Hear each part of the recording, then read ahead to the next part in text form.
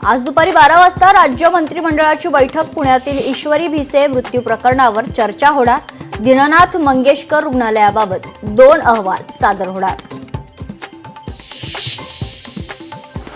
पुण्यातील ईश्वरी भिसे मृत्यू प्रकरणी आज ससून रुग्णालयात तज्ज्ञांची बैठक। गर्भवतीचा मृत्यू वैद्यकीय निष्काळजीपणामुळे झाला का? ससून रुग्णालयाची समिती आज करणार गर्भवती महिला मृत्यू प्रकरणाचा तपास।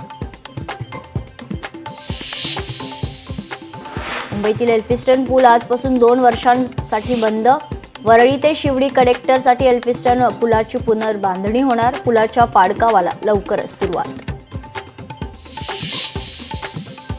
मुंबई वॉटर टँकर असोसिएशनचा संप मागे। मुंबईत 10 एप्रिलपासून सुरू होता संप। आजपासून पाण्याचे टँकर पुन्हा सुरू होणार।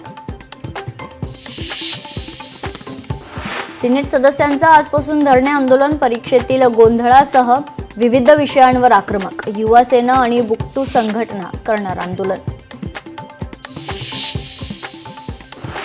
नागपूर बोगस शिक्षक घोटाळा प्रकरणातील 5ही आरोपींच्या पोलीस कोठडीत वाढ। आज पुन्हा आरोपींना न्यायालयात हजर करणार।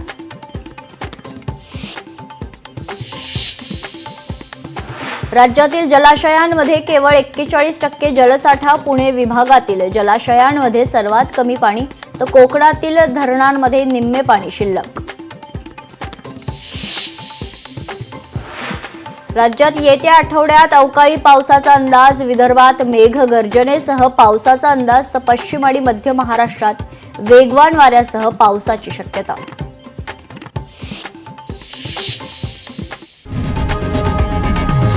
लोकशाही मराठी ऐका, पहा, जागरूक रहा।